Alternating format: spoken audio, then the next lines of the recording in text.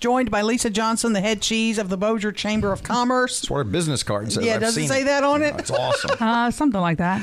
You are want to here. see her photo. You are here because your legislative summit is coming up next week, where you're gathering all the area lawmakers, and you have some big shots here too for this event. Tell us when it is and who can show up. Yeah, this is our annual legislative summit, so where we get everyone together after the session. And we've learned that you have to do it a little bit later, because as soon as they're out of the state capitol, they're on vacation. It's like, need a break.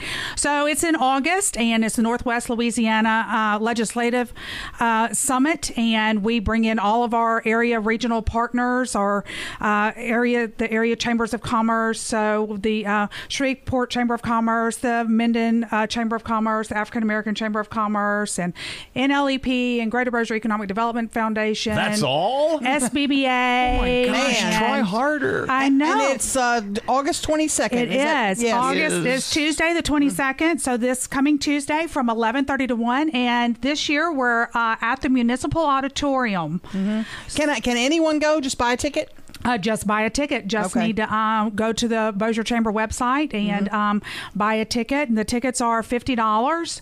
And, of course, lunch is included. And it's going to be catered by Drake Catering. Is the goal to build bridges? Is the goal to influence legislation? Is the goal for area chamber members and chamber leaders and business folks to tell legislators what they think they've done right or wrong? Absolutely. It's all of that. And but we bring in, so last year we brought in the governor. We hosted the governor in Bossier at the Bossier Civic Center. And this year we're hosting the joint leadership. And so that means the president of the Senate, so Senator John Alario, the Speaker of the House, Representative Taylor Barras. And so the two of those are our keynote speakers. But we will also have in the audience the chairman of the Senate Finance, and that is Senator LaFleur. And then we also will have from the House side the Appropriations Chair,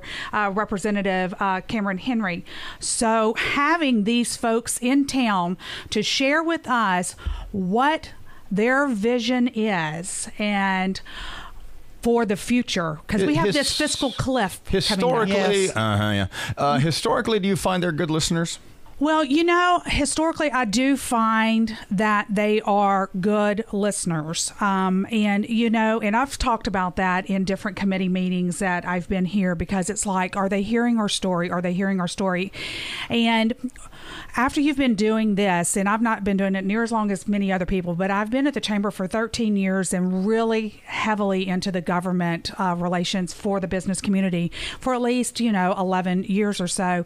And they do, but when they have to pass a balanced budget and it gets down to that, then they have to make very hard and difficult decisions. We have to remember that the state, over however many years, the state legislature has passed the buck, if you will, to the people, and sometimes appropriately, maybe sometimes not, to pass a dedication, a constitutional amendment.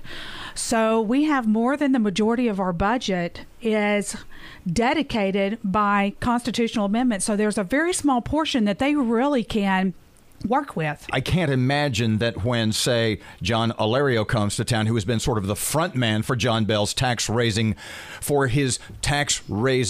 initiatives, that a whole bunch of people from chambers of commerce, from businesses all over this part of the state are going to stand up and say, it's our feeling that we're not giving the state enough of our money. I just bet that doesn't happen.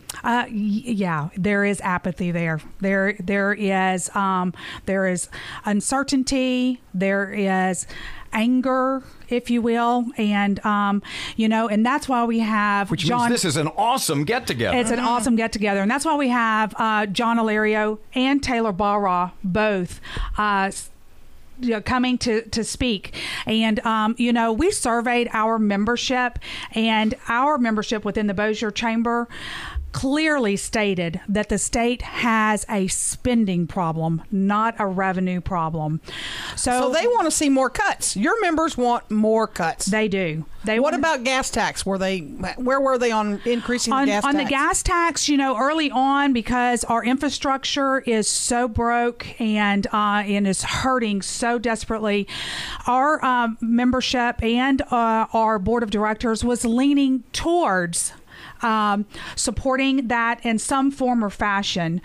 But when it came out that they were looking at a 10-cent gas tax, and there wasn't even a bill filed for it, one point there. And the second point is then too, when the governor came out with his corporate activity tax, my leadership and members went, whoa, wait a minute, let's back up and let's look at everything, because, they went through a really good exercise of a tax reform committee, tax structural committee, and those recommendations weren't even looked at with the corporate when the corporate activity tax was presented. What about the 1 penny sales tax that's supposed to go off the books?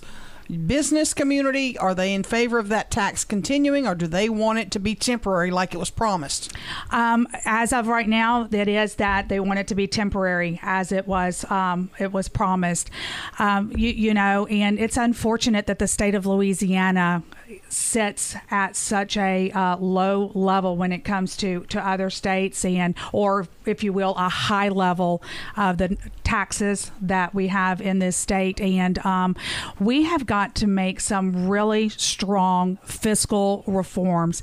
I think after several years of doing this, with Governor John Bel Edwards coming in, and people either love him or they hate him, just to be very frank about it. Oh, no, I know a lot of people are indifferent. That's right. That's right. They either love him or they hate him. But what he has done, to an extent, has brought some clear transparency to the true fiscal problems. No more Band-Aids of what's going on. But is increase in revenue the answer? Not necessarily. Mm-hmm.